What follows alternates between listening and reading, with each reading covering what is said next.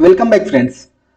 Last video में हमने plasma membrane और उसका ट्रांसपोर्ट के बारे में पढ़ा हुआ था, जिसमें हमने प्लाज्मा मेम्ब्रेन के जो डिफरेंट डिफरेंट कंपोनेंट्स हैं, लिपिड या प्रोटीन या कार्बोहाइड्रेट या उसका ट्रांसपोर्ट, जिसमें हमने active transport, passive transport, exocytosis, endocytosis सारी सारी चीजों के बारे में डिटेल तरीके से पढ़ा हुआ है। उससे पहले हमने प्रोकैरियोटिक सेल, यूकैरियोटिक सेल को भी डिस्कस किया हुआ है। तो आपसे एक रिक्वेस्ट है, अगर आपने हमारे प्रीवियस वीडियोज को नहीं देखे हैं तो जाके वो भी देख लीजिए, क्योंकि ये एक पूरी सीरीज है और एक जो सेल ऑर्गेनेल होगा दूसरे सेल ऑर्गेनेल से कहीं ना कहीं कनेक्टेड होगा। और आप जब इंट्रोडक्टरी लेक्चर अगर आपने नहीं पढ़ा है तो ये जो डायरेक्ट ये चीजें आपको समझ में नहीं आएंगी। तो आज के लेक्चर में हम बात करेंगे प्रोटोप्लाज्म और वैक्यूल्स के बारे में। आपको पता है प्रोटोप्लाज्म को हक्सले ने क्या करा था, इसको फिजिकल बेसिस बताया था। और ये ट्रू अलाइव पार्ट जो होता है, ओनली ट्रू अलाइव पार्ट होता है जो हमारी सेल का, वो प्रोटोप्लाज्म में होता है। जबकि वैक्यूल्स के बारे में हमने देखा था कि वैक्यूल्स केवल प्लांट सेल में सेंट्रल वैक्यूल पाया जा रहा है। ठीक है, तो दोनों चीजों के बारे में, प्रोटोप्लाज्म क्या है और वैक्यूल्स क्या है, इनके फंक्शन क्या है और कौन कौन सी सेल्स में पाए जाते हैं, हम सब चीजों के बारे में डिस्कस करेंगे। तो इससे पहले हम थोड़ा सा ये देखेंगे कि जो आपका सेल ऑर्गेनेल है या प्लांट सेल है, उसमें प्रोटोप्लाज्म या साइटोप्लाज्म या कौन कौन से मेम्ब्रेन बाउंड ऑर्गेनेल्स हैं, कौन कौन से एमेम्ब्रेनस सेल ऑर्गेनेल हैं, उन चीजों के बारे में पढ़ने वाले। तो आइए हम स्टार्ट करते हैं। आपको पता है हमने पढ़ा हुआ था प्लांट सेल के बारे में। और प्लांट सेल में हमने देखा था, उसमें प्लांट सेल में जब हमने देखा तो उसमें क्या था, एक बाहर की तरफ सेल वॉल थी, सेल वॉल, और उसको घेरे हुए थी प्रोटोप्लास्ट।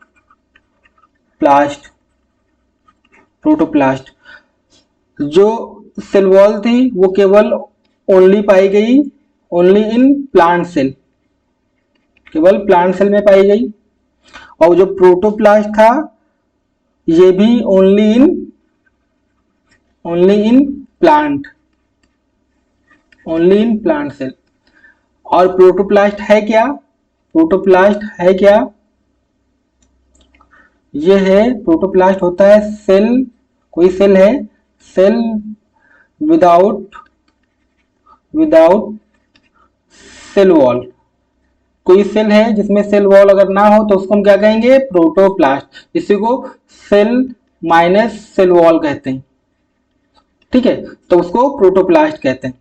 जो प्रोटोप्लास्ट है ये केवल और केवल प्लांट सेल में होगा, सेल वॉल भी प्लांट सेल में होगा। इसके बाद प्रोटोप्लास्ट अगर है तो उसके बाद क्या होता है, उसके बाद आपका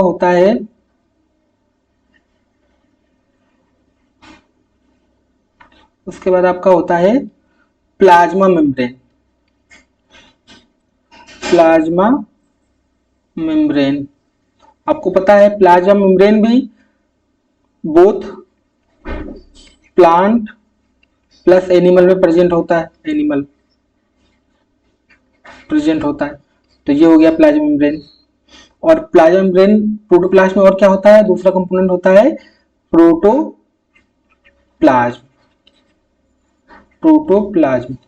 अब प्रोटोप्लाज्म क्या है, प्रोटोप्लाज्म जो आपका है ये है साइटोप्लाज्म। इसमें क्या क्या होगा, cytoplasm plus cell organelle, cytoplasm होगा प्लस सेल ऑर्गेनेल्स होंगे। ठीक है, तो ये साइटोप्लाज्म होंगे और सेल ऑर्गेनेल्स होंगे। इसके अलावा क्या होगा, इसके अलावा ये पाई किस में जाएगा, प्लांट प्लस एनिमल दोनों में प्रेजेंट होगा। तो ये एक बात हो गई इसकी। और इसके अलावा ये जो प्रोटोप्लाज्म में क्या क्या होगा, प्रोटोप्लाज्म में हमने बोला साइटोप्लाज्म प्लस सेल ऑर्गेनेल। तो सेल ऑर्गेनेल कौन सा होगा, तो इसमें होगा एक तो न्यूक्लियस, जो आपका पता है आपको, सेंट्रल न्यूक्लियस होता है एनिमल सेल में, पेरीफेरी पे होता है प्लांट सेल में। न्यूक्लियस के अलावा और क्या होगा, साइटोप्लाज्म, ऊपर बताया ही हमने, साइटोप्लाज्म। अब जो ये साइटोप्लाज्म है ये क्या होता है, सब्सटेंस, ये क्या होता है, substance between a plasma membrane and nucleus. जो न्यूक्लियस और प्लाज्मा मेम्ब्रेन के बीच में जो सब्सटेंस होता है उसको हम साइटोप्लाज्म कहते हैं। ठीक है,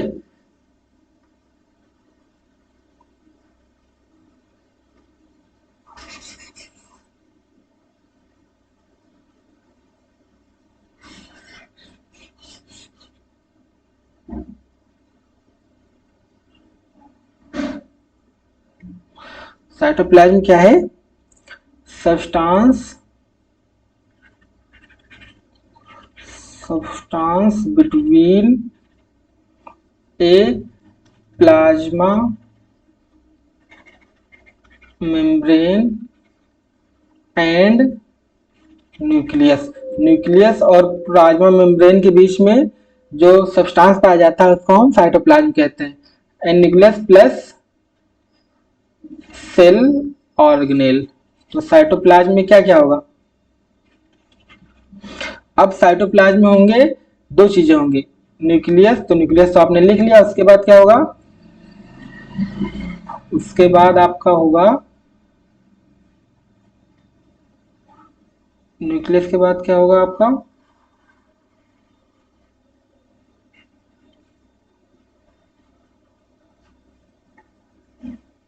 उसके बाद होगा आपका सेल ऑर्गेनेल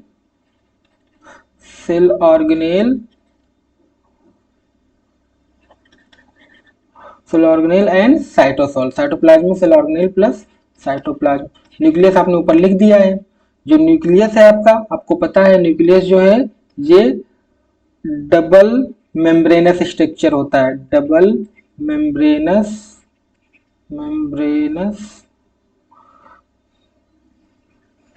स्ट्रक्चर है। आप देखते हो ये आप जब न्यूक्लियस बनाते हो तो ऐसा बनाते हो, ऐसे बनाते हो, वैसे बनाते हो। ये डबल मेम्ब्रेनस स्ट्रक्चर होता है, इसमें भरा होता है, न्यूक्लियस होता है तो डबल मेम्ब्रेनस स्ट्रक्चर होता है। साइटोप्लाज्म होगा आपका सेल ऑर्गेनेल होगा और साइटोसोल होगा। साइटोप्लाज्म जो होता है साइटोसोल, यहाँ पे ये होगा आपका, सॉरी, ये जो आपका होगा वो होगा साइटोसोल।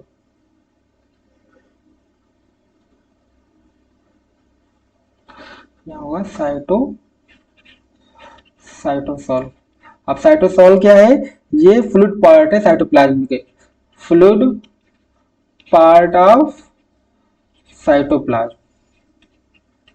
तो आप देख रहे होंगे कि साइटोप्लाज्म, साइटोसोल, प्रोटोप्लाज्म तीनों में डिफरेंस आपको पता चल गया होगा। साइटोसोल जो फ्लूइड पार्ट होता है साइटोप्लाज्म का, साइटोप्लाज्म सब्सटेंस होता है प्लाज्मोडेम न्यूक्लियस या सेल ऑर्गेनेल के बीच का, जबकि जो प्रोटोप्लाज्म है ये साइटोप्लाज्म प्लस सेल ऑर्गेनेल जो होते हैं प्लांट और एनिमल सेल दोनों में पाया जाएगा। न्यूक्लियस भी प्लांट और एनिमल दोनों में पाया जाएगा।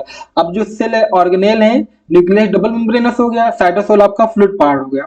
अब सेल जो ऑर्गेनेल आपके हैं, अब ये कैसे हैं? ये मेम्ब्रेनस है या ए मेम्ब्रेनस है? बहुत इंपॉर्टेंट स्लाइड है, ये आप अच्छे से बना लीजिएगा। इससे क्वेश्चन आए हुए हैं आपके नीट में, बहुत सारे क्वेश्चन आए हुए हैं। सेल ऑर्गेनेल, अब यहाँ पे क्वेश्चन ये आएगा कि आपका मेम्ब्रेन बाउंड है या ए मेम्ब्रेनस है? ए मेम्ब्रेनस। अगर मेम्ब्रेन बाउंड है तो वो कैसा है? सिंगल मेम्ब्रेन है या डबल मेम्ब्रेन है? मेम्ब्रेन बाउंड है तो सिंगल मेम्ब्रेन है या डबल मेम्ब्रेन है?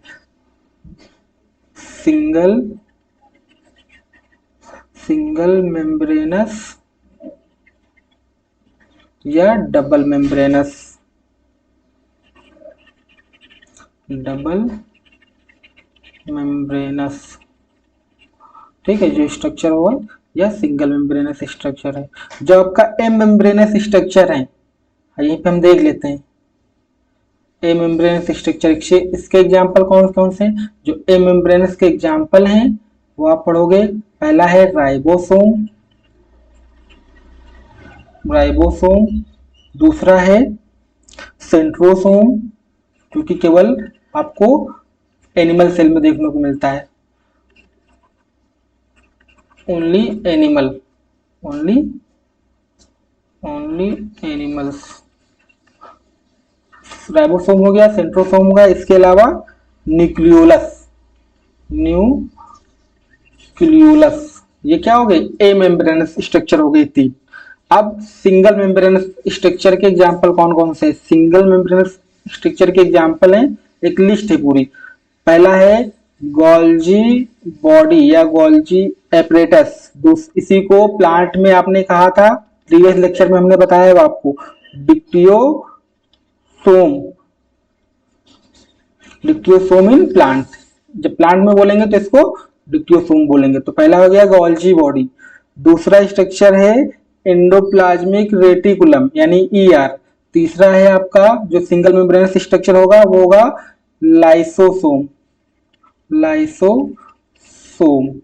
इसके अलावा होगा वैक्यूल्स, वैक्यूल्स, और वैक्यूल्स पाया जाएगा ओनली इन प्लांट। वहीं पे हम मेंशन के दे रहे हैं प्लांट में कौन सा पाया जाएगा। इसके अलावा cytoskeleton, cytoskeleton mainly in animal, animal में ही पाया जाएगा मेनली, ठीक है। इसके अलावा माइक्रोबॉडीज, इसके अलावा माइक्रोबॉडीज, माइक्रोबॉडीज में आपका जो तीन चीजें आती हैं, माइक्रोबॉडीज में कुछ और सेल ऑर्गेनेल आते हैं, उन सेल ऑर्गेनेल के बारे में हम पढ़ते हैं। माइक्रोबॉडीज, माइक्रोबॉडीज में आएगा आपका, एक तो आएगा आपका, लिस्ट है पूरी, बना लेते हैं। प्रॉक्सीसोम, प्रॉक्सीसोम, प्रॉक्सीसोम आपको पता है प्लांट प्लस एनिमल दोनों में पाया जाएगा ये प्रॉक्सीसोम जो होगा, ठीक है। प्रॉक्सीसोम के अलावा ग्लाइक्सीसोम, ये माइक्रोबॉडीज में आती है, ग्लाइऑक्सीसोम,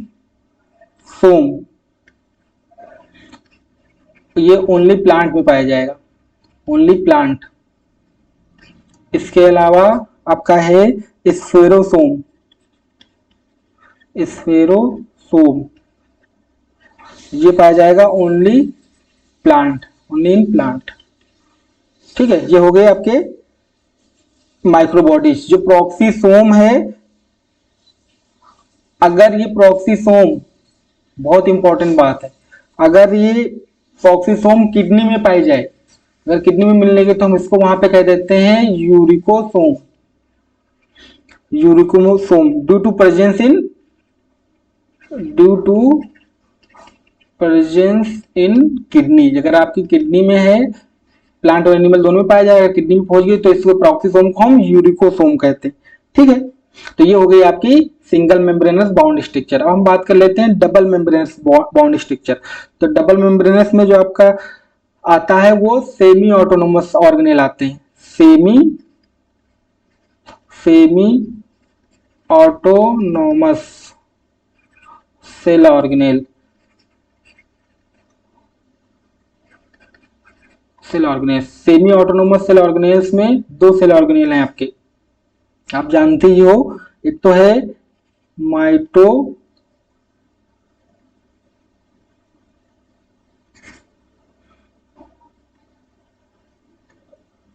एक तो है आपका माइटोकॉन्ड्रिया और दूसरा है आपका प्लास्टिड, माइटोकॉन्ड्रिया दूसरा प्लास्टिड, ठीक है। ये प्लास्टिड जो होंगे ये तीन तरीके के होते हैं, प्लास्टिड जो होते हैं वो तीन तरीके के होते हैं। कौन कौन से, जो तीन टाइप के जो प्लास्टिड हैं वो हैं आपके, एक तो है आपका क्लोरोप्लास्ट, क्लोरोप्लास्ट, ठीक है। दूसरा है आपका क्रोमोप्लास्ट, क्रोमोप्लास्ट, और तीसरा है आपका ल्यूकोप्लास्ट, ल्यूकोप्लास्ट। ये जो ल्यूकोप्लास्ट है, ये आपको पता है क्लोरोप्लास्ट ग्रीन प्लांट में होता है, क्रोमोप्लास्ट ये कलर देता है, ल्यूकोप्लास्ट क्या करता है, फॉर स्टोरेज, और स्टोरेज। और ये जो ल्यूकोप्लास्ट है, ये ल्यूकोप्लास्ट भी फर्दर 3 तरीके का हो सकता है, 3 तरीके का हो सकता है। एक है आपका, पहला है आपका एमाइलोप्लास्ट, ये क्वेश्चन आया हुआ है आपके नीट में इसी बार, ठीक है। एमाइलोप्लास्ट ये मैंने डिस्कस भी किया हुआ है क्वेश्चन में, एमाइलोप्लास्ट। दूसरा है एल्यूरोप्लास्ट, तीसरा है आपका इलियोप्लास्ट, इलियोप्लास्ट। अब जो एमाइलोप्लास्ट है ये स्टोरेज के लिए है ल्यूकोप्लास्ट, तो एमाइलोप्लास्ट किसका स्टोरेज करेगा? Storage of starch. और स्टार्च क्या है? एक कार्बोहाइड्रेट है, एक कार्बोहाइड्रेट है, ठीक है। एल्यूरोप्लास्ट क्या करेगा? इसको प्रोटीनोप्लास्ट भी करते हैं, तो स्टोरेज ऑफ क्या करेगा? स्टोरेज ऑफ प्रोटीन, प्रोटीन का स्टोरेज करेगा। फिर इलियोप्लास्ट, इसको लिपिडोप्लास्ट बोलते हैं, मतलब क्या करेगा? स्टोरेज ऑफ लिपिड, ठीक है। तो ये हो गया आपका single membranous structure, double membranous structure, जिसमें आपने डबल मेम्ब्रेनस में आपने माइटोकॉन्ड्रिया देखा, प्लास्टिक देखा, और भी एक देखा हुआ था आपने, ऊपर लिखा हुआ है वो तीसरा क्या था? न्यूक्लियस। न्यूक्लियस, या ये भूलना नहीं है आपको, न्यूक्लियस जो है but not a semi autonomous cell organelle, but ये सेमी ऑटोनोमस सेल ऑर्गेनेल नहीं है, ठीक है। तो इसमें आपने प्लास्टिक, ये ल्यूकोप्लास्ट से क्वेश्चन आया हुआ इसी बार, आप देखिए मैंने सॉल्व भी कराया है, ल्यूकोप्लास्ट से क्वेश्चन आया हुआ था कि किस चीज का स्टोरेज करता है, ठीक है। फिर आपने यहाँ देख लिया सिंगल मेम्ब्रेनस बाउंड में गोल्जी बॉडी, इसको डिक्टियोसोम कहा, फिर ईआर आपने देखा, लाइसोसोम, वैक्यूल्स, साइटोस्केलेटन, माइक्रोबॉडीज जिसमें आपने प्रॉक्सिसोम देखा, प्लांट और एनिमल दोनों में पाया गया, गैलेक्सीसोम देखा, स्फेरोसोम देखा, यूरिकोसोम जब किडनी में पाया गया, प्रॉक्सिसोम, मेम्ब्रेनस स्ट्रक्चर में आपने राइबोसोम देखा, सेंट्रोसोम देखा और न्यूक्लियोलस देख लिया। डबल मेम्ब्रेनस पार्ट में जो और ऑर्गेनेल थे, तो साइटोसॉल भी आपने देखा, साइटोप्लाज्म भी देखा, सारी चीजें आपने क्लियर कर ली, ठीक है। तो अब हम बात करते हैं, आपका अपना लेक्चर जो आज का है ये एक्स्ट्रा था इसलिए क्योंकि इससे क्वेश्चन आपके बहुत सारे आए और बहुत सारा कंफ्यूजन होता है कि साइटोप्लाज्म क्या है, प्रोटोप्लाज्म क्या है, इन चीजों के बारे में बहुत कंफ्यूजन होता है आपको। तो आज इस लेक्चर के बाद आपको कंफ्यूजन नहीं होगा क्योंकि मैंने सब कुछ आपको बता दिया और आप ऐसे ही चार्ट बना लीजिएगा तो आपको इजी हो जाएगा, ठीक है। अब हम बात करते हैं वैक्यूल्स के बारे में। तो सबसे पहले हम बात करेंगे वैक्यूल्स के बारे में, ठीक है। बात करेंगे वैक्यूल्स के बारे में। जो वैक्यूल्स है आपका, आपको पता है जब आपने प्लांट सेल बनाया, ऐसे आपने ये ऐसे प्लांट सेल बनाया तो ये सबसे बाहर की सेल वॉल थी। आपने सेल वॉल 3 तरीके की पढ़ी थी, प्राइमरी, सेकेंडरी और टर्सरी। फिर उसके बाद यहाँ पे सेंटर में कुछ ऐसा बड़ा सा पाया गया था, सेंट्रल वैक्यूल, इसी को वैक्यूल कहा था, इसी को वैक्यूल्स कहा था। ये क्या था? सेंट्रल था। जब सेंट्रल था, और सेंट्रल था ओनली इन प्लांट्स, केवल प्लांट्स में पाया गया, ठीक है। और यहाँ पे क्या था? न्यूक्लियस पाया गया, और न्यूक्लियस जो आपका क्या था? वो पेरीफेरी था। ये न्यूक्लियस जो था, न्यूक्लियस वो पेरीफेरी पे था। तो ये भी एक कैरेक्टर है प्लांट सेल का कि वहां पे वैक्यूल्स जो होंगे वो सेंट्रल होगा, जबकि न्यूक्लियस वो पेरीफेरी पे होगा। तो वैक्यूल्स क्या, और वैक्यूल्स क्या है? ये सिंगल आपने पढ़ा है अभी, सिंगल मेम्ब्रेनस, पीछे ही बताया हमने, सिंगल मेम्ब्रेनस स्ट्रक्चर है। और इस वैक्यूल्स में कुछ शेप बड़ा होता है, जिसको क्या कहते हैं? Cell shape. जो साइटोप्लाज्म होता है, सेल शेप क्या है? Cytoplasm of vacuoles. जो वैक्यूल्स का साइटोप्लाज्म, उसको सेल शेप कहते हैं। जो सेल शेप होता है ये नॉन लिविंग होता है, अच्छे से समझिएगा, नॉन लिविंग होता है, आपका कोई क्वेश्चन नहीं छूटेगा कभी, नॉन लिविंग होता है। और जो ये मेम्ब्रेन होती है, वैक्यूल की जो मेम्ब्रेन होती है, ये इसको कहते हैं टोनोप्लास्ट। टोनोप्लास्ट, टोनोप्लास्ट क्या है?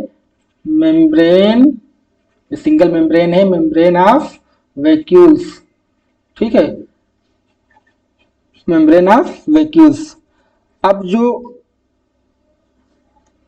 जो आपका नॉन लिविंग था, ये सेल शेप जो था ये नॉन लिविंग था और हाईली हाईली कंसंट्रेटेड है, हाईली कंसंट्रेटेड, और हाईली कंसंट्रेटेड के साथ साथ एसिडिक भी है, एसिडिक इन नेचर, ठीक है। और उसके बाद जो मेम्ब्रेन थी उसको टोनोप्लास्ट कहा।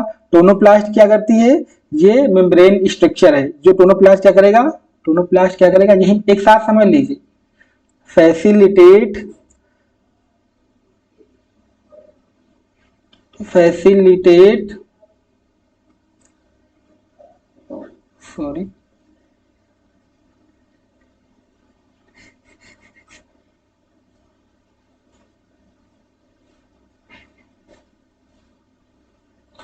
टोनोप्लास्ट करेगा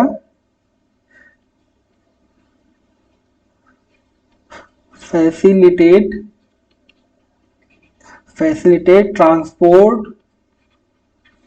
transport of ion and nitrogenous waste nitrogenous nitrogenous waste nitrogenous waste against against the concentration gradient, against the concentration gradient। और हमें पता था जब अगेंस्ट का कंसंट्रेटेड ग्रेडियंट होगा तो क्या होगा, रिक्वायर एटीपी, और एटीपी अगर रिक्वायर होगा तो कैसे ट्रांसपोर्ट हो जाएगा, एक्टिव ट्रांसपोर्ट हो जाएगा आपका एक्टिव ट्रांसपोर्ट, ठीक है। तो ये आपका हो गया एक्टिव ट्रांसपोर्ट, ठीक है। और इसके अलावा जो टोनोप्लास्ट है ये क्या करता है, also maintain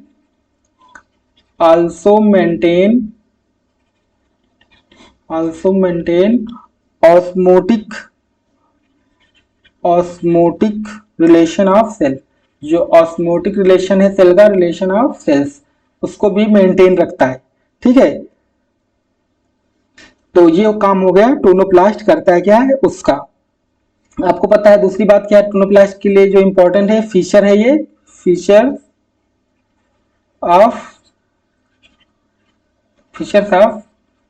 plant cell mainly, क्योंकि जो वैक्यूल्स हैं वो एनिमल सेल्स में भी देखे गए और अमीबा में भी देखे गए, बैक्टीरिया में भी देखे गए, लेकिन जो फीचर था वो प्लांट सेल का था क्योंकि ये सेंट्रल वैक्यूल जो है पाया गया।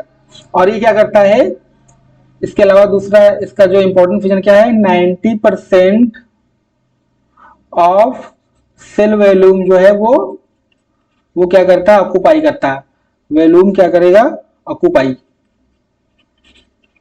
जो आपका टोनोप्लास्ट होगा। तो ये आपकी बात हो गई वैक्यूल्स के बारे में, जिसमें हमने सारी बातें पढ़ ली कि वैक्यूल सेंट्रल होगा, न्यूक्लियस पेरिफेरी होगा, सिंगल मेम्ब्रेनस स्ट्रक्चर जो है इसके अंदर सेल शेप होगा जो कि साइटोप्लाज्म होगा सेल वैक्यूल्स का, ये नॉन लिविंग होगा, हाईली कंसंट्रेटेड होगा और एसिडिक नेचर में होगा, इसकी मेम्ब्रेन को टोनोप्लास्ट कहेंगे। फैसिलिटेट करेगा ट्रांसपोर्ट को जो कि एक्टिव ट्रांसपोर्ट होगा क्योंकि अगेंस्ट द कंसंट्रेशन ग्रेडियंट होगा, और ये मेंटेन करता है ऑस्मोटिक रिलेशन का, ये फीचर होता है प्लांट सेल का और मेनली प्लांट सेल का, और 90% वॉल्यूम ऑक्यूपाई करता है। ये जो वैक्यूल है आपका और कौन कौन ऑर्गेनिज्म में, एनिमल्स में या प्लांट्स में ग्रुप में कौन कौन सा ऑर्गेनिज्म ग्रुप में पाया जाता है, तो वैक्यूल्स एक लिस्ट बना लेंगे, अगर क्वेश्चन आ गया तो नहीं छूटेगा आपका। वैक्यूल्स जो आपके हैं, वैक्यूल्स इन एनिमल्स, हम पहले देखेंगे एनिमल्स, तो एनिमल्स में स्मॉलर पाए जाते हैं, स्मॉलर वैक्यूल्स, ठीक है। फिर उसके बाद बात करते हैं हम दूसरा ऑर्गेनिज्म इन प्लांट्स, तो प्लांट में तो आपने देखा ही, अभी ऊपर हमने पढ़ लिया डिटेल में, लार्ज सेंट्रल, लार्ज और सेंट्रल, और है क्या ये हमने पढ़ लिया अभी। तीसरा अमीबा में, उसमें उसमें भी वैक्यूल्स पाया जाता है, amoeba, amoeba and paramecium, paramecium, यहाँ पे क्या कौन सा वैक्यूल पाया जाता है आपको पता है, contractile vacuole, contractile vacuoles and food vacuole यहाँ पे पाया जाता है, कॉन्ट्रेक्टाइल वैक्यूल और फूड वैक्यूल्स, ठीक है, फूड वैक्यूल्स पाया जाता है। इसके अलावा अमीबा के अलावा बैक्टीरिया में पाया जाता है, इन बैक्टीरिया, तो बैक्टीरिया में कैसा पाया जाता है, गैस वैक्यूल पाया जाता है, गैस वैक्यूल पाया जाता है। ये गैस वैक्यूल करेगा हेल्प इन बायोन्सी, बायोन्सी में क्या करेगा, बायोन्सी में क्या करेगा, हेल्प करेगा। तो ये हो गए जो प्लांट ग्रुप या एनिमल ग्रुप में वैक्यूल्स किन किन में पाया जाता है, ठीक है। अब हम देखते हैं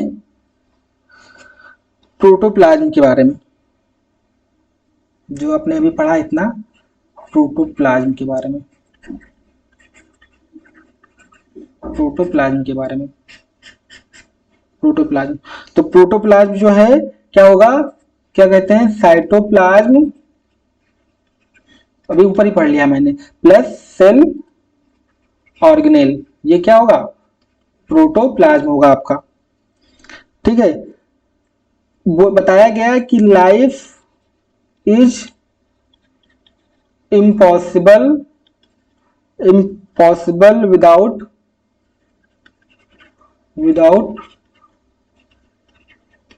प्रोटोप्लाज्म, लाइफ जो है वो प्रोटोप्लाज्म के बगैर इम्पॉसिबल है, ठीक है। क्यों इम्पॉसिबल है, क्योंकि ये जो है कहा गया कि प्रेजेंट होता है, इम्पॉसिबल क्यों है, हम इसको समझते हैं, इम्पॉसिबल क्यों है, इम्पॉसिबल इसलिए है क्योंकि because it is a living substance of all cells, ये लिविंग सब्सटेंस होता है सभी सेल्स का, क्योंकि ये प्लांट में भी पाया जाएगा, प्लांट प्लस एनिमल दोनों में प्रेजेंट होगा, ठीक है, ये बात हो गई। इसके अलावा ये क्या है, ये कलरलेस होता है, इसका नेचर कैसा होता है, कलरलेस होता है, ठीक है। सबसे पहले इसको ऑब्जर्व किया था फर्स्ट ऑब्जर्व्ड बाय कॉर्टी ने इसको ऑब्जर्व करा, ये एक डिस्कवरी की बात हो रही है, ठीक है। सबसे पहले कॉर्टी ने ऑब्जर्व किया, डुजार्डिन ने, एक साइंटिस्ट थे डुजार्डिन ने गेव टर्म सार्कोड फॉर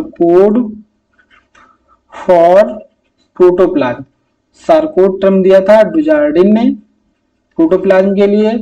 फिर साइंटिस्ट आए जो जिनका नाम था परकिंजे फाइबर वाले, परकिंजे ने क्या करा, टर्म गेव टर्म प्रोटोप्लाज्म, इन्होंने प्रोटोप्लाज्म टर्म दिया, ठीक है। फिर उसके बाद एक साइंटिस्ट आए जिनका नाम था हक्सले, हक्सले, इन्होंने बताया कि जो प्रोटोप्लाज्म है protoplasm is the physical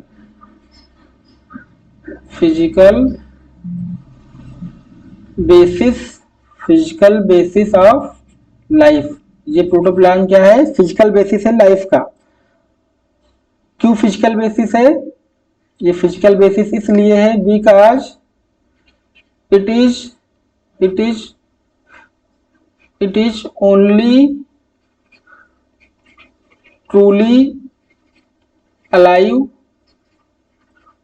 part of the cell, क्योंकि यही एक ट्रूली अलाइव पार्ट है सेल का। ठीक है, जो आपका प्रोटोप्लाज्म है, प्रोटोप्लाज्म जो आपका है, इसके जो चीफ कंपोनेंट है, चीफ कंपोनेंट वो चीफ कंपोनेंट है आपका वाटर। देखा गया कि 70 to 90% वाटर ही पाया जाता है इसमें।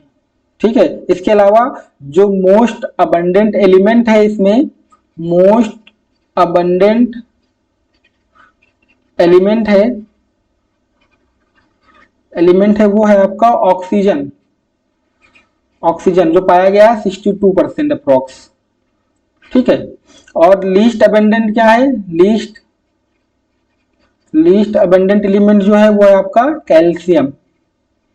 उसका परसेंटेज कितना होगा, 2.5%। ठीक है, तो ये हो गया मोस्ट अबंडेंट और लीस्ट अबंडेंट या मोस्ट चीफ कंपोनेंट। जो फिजिकल नेचर है, जो आप क्या कहा गया, फिजिकल बेसिस है लाइफ का, जो फिजिकल नेचर है इसको एक थ्योरी के द्वारा वो किया गया था।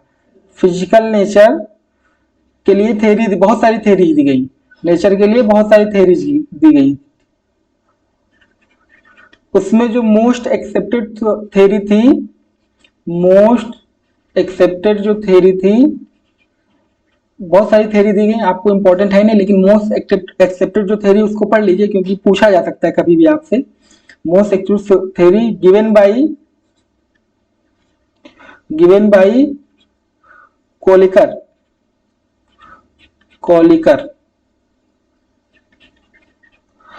नेम एज, कोलिकर ने दिया था, और नेम एज क्रिस्टेलो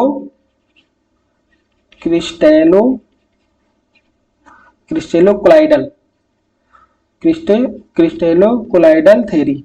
ठीक है, इस थ्योरी का नाम था क्रिस्टेलो कोलाइडल थ्योरी। तो आपने देखा कि हमने कैसे, हम लोगों ने पूरा ही पढ़ लिया प्रोटोप्लाज्म के बारे में, किसने दिया था, क्या टर्म दिया था, उसके बाद वैक्यूल कौन कौन से ऑर्गेनिज्म में पाया जाता है, कैसा कैसा वैक्यूल होता है, इसका स्ट्रक्चर कैसा है। इसके अलावा हमने पूरा जो सेल ऑर्गेनेल है, single membrane bound, double membrane bound, सारी चीजों के बारे में पढ़ लिया। तो आप इस लेक्चर को अच्छे से देख के आप इसकी नोट्स बना लीजिए, क्योंकि ये ऐसी स्लाइड है, जो ये वाली पहली स्लाइड मैंने आपको बताई है, single membrane, double membrane, protoplasm, cytoplasm, protoplast, इन सब के बीच में डिफरेंस जो है, ये क्वेश्चन आपके हर एग्जाम में, चाहे जो एग्जाम कॉम्पिटिटिव एग्जाम है उसमें पूछा जाता है।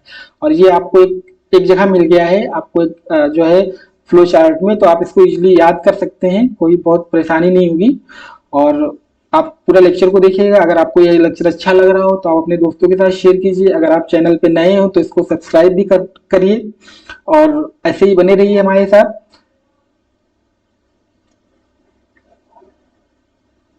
Thanks for watching.